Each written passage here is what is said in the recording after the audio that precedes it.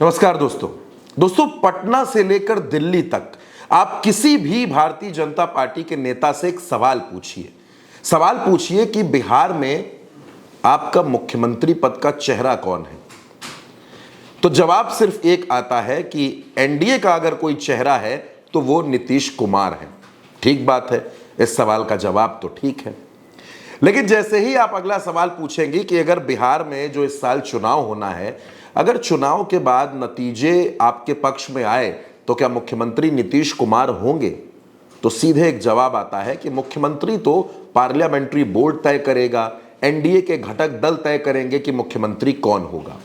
यानी नीतीश कुमार को भारतीय जनता पार्टी मुख्यमंत्री बनाएगी, ये बात साफ तौर पर किसी ने नहीं कही, ना तो प्रधानमंत्री ने, ना तो अमित शाह ने, ना तो जेपी नड्डा ने, ना तो बिहार के प्रदेश अध्यक्ष दिलीप जायसवाल ने, ना बिहार के किसी मंत्री ने। आखिर नीतीश कुमार को लेकर इतना सस्पेंस क्यों है?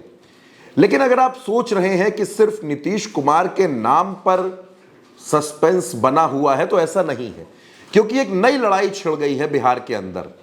आपको याद होगा दोस्तों, हाल फिलहाल कुछ दिनों के पहले दिल्ली में एक मीटिंग बुलाई गई।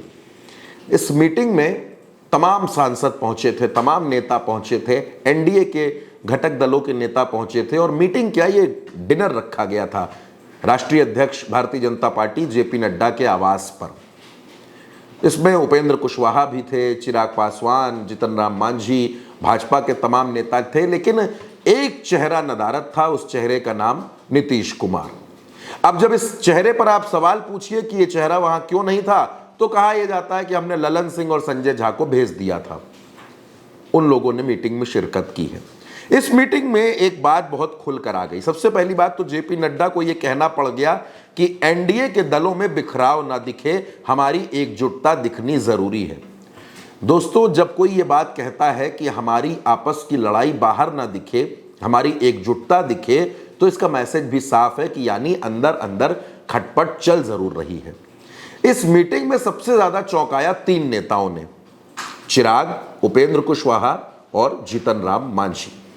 जीतन राम मांझी को आप जानते हैं, पहले किसी जमाने में नीतीश कुमार के खासम खास हुआ करते थे, मुख्यमंत्री भी रहे, लेकिन आज अपनी पार्टी बना चुके हैं, हिंदुस्तान आवाम मोर्चा, हम उनकी पार्टी का नाम है। जीतन राम मांझी ने बिहार में चुनाव लड़ने के लिए 40 सीटें मांगी हैं दोस्तों, 40 सीटें। उपेंद्र कुशवाहा 20 से 25 सीटें मांग रहे हैं और 60 सीटें मांग रहे हैं चिराग पासवान, 122 सीटें मांग रहे हैं खुद नीतीश कुमार। यानी अगर इन सब की सीटों को आप जोड़ दीजिए तब तो ठीक है, भारतीय जनता पार्टी अगर एक भी सीट ना ले तो इन सबको इनकी मन मुताबिक सीटें दी जा सकती हैं, लेकिन भारतीय जनता पार्टी खुद 100 सीटों पर लड़ना चाहती है। अब आप सोचिए कि अगर बीजेपी 100 सीटों पर लड़ेगी तो नीतीश 100 से कम पर मानेंगे नहीं, वो भी 100 सीटों पर लड़ेंगे। बचती कितनी सीटें हैं? 43 सीटें, 43।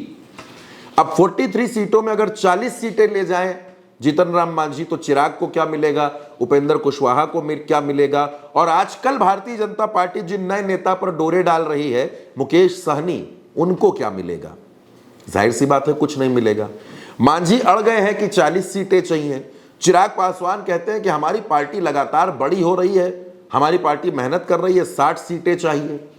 चिराग पासवान ये भी संकेत दे रहे हैं कि वो लंबे वक्त तक केंद्र की राजनीति नहीं करेंगे, राजनीति तो उनको बिहार की करनी है। यानी चिराग की नजर भी मुख्यमंत्री की कुर्सी पर है, जीतन राम मांझी की नजर भी मुख्यमंत्री की कुर्सी पर है, और नीतीश कुमार तो है ही मुख्यमंत्री की कुर्सी पर। भारतीय जनता पार्टी चाहती है कि अपना सीएम बना दिया जाए, अटल जी का सपना पूरा कर दिया जाए, सच्ची श्रद्धांजलि दे दी जाए। एनडीए में दरअसल सीट शेयरिंग एक बड़ा मसला है, एक बड़ा पेंच है जो हल नहीं हो पा रहा है। दोस्तों, ये महाराष्ट्र नहीं है जहां बड़ी आसानी से शिंदे को दबा दिया, अजीत को दबा दिया और भारतीय जनता पार्टी सर्वे सर्वा बन गई, सबसे ज्यादा सीटों पे लड़ी, सबसे ज्यादा सीटें जीती, अपना मुख्यमंत्री भी बना दिया और आज पूरी हनक के साथ वहां सरकार चला रही है। ये बिहार है और इस बिहार में जातीय मुद्दे, जातीय समीकरण बड़े हावी होते हैं। आप उपेंद्र कुशवाहा को भी इग्नोर नहीं कर सकते, आप चिराग पासवान को भी नजरअंदाज नहीं कर सकते, क्योंकि उनके चाचा पारस पहले ही आपका साथ छोड़ चुके हैं। आप नीतीश कुमार को कतई दरकिनार नहीं कर सकते। तो क्या सारा जो समीकरण बैठेगा सीटों का, भारतीय जनता पार्टी उसमें क्या खुद कोई सैक्रिफाइस कर जाएगी? ऐसा लगता भी नहीं है, क्योंकि उसको तो लगता है कि मोदी और शाह के चेहरे पर वो बिहार में कमाल करने जा रही है। ऐसे में वो क्यों 40 सीटें दे जीतन राम मांझी को, वो क्यों 60 सीटें दे चिराग पासवान को?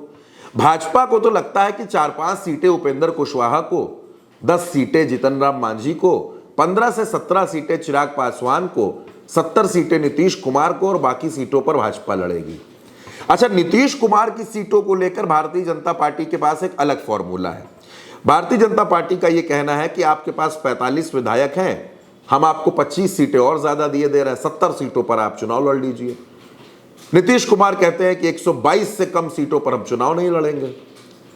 यानी बिहार में आप जो भी तमाम आकलन कर रहे होंगे, जो भी समीकरण आप देख रहे होंगे, एक सबसे बड़ा फैक्टर बिहार के अंदर दोस्तों ये है कि वहां सीट शेयरिंग बहुत बड़ा मसला है।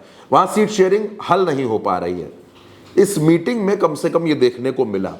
तो क्या अब ये जो बिहार की सीट शेयरिंग है, जिसमें चिराग, जीतन राम मांझी और उपेंद्र कुशवाहा, 3 नेताओं ने अपने तेवर दिखा दिए हैं, तो क्या इन तेवरों की वजह से बिहार में एनडीए डगमगाने लगा है और भारतीय जनता पार्टी के पास कम से कम आज की तारीख में कोई हल नहीं है इस समस्या से बाहर आने का?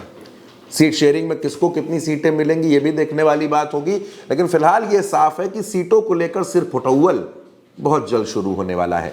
इस खबर में मेरे साथ इतना ही। आप इस खबर पर अपनी राय जरूर दीजिएगा। नमस्कार।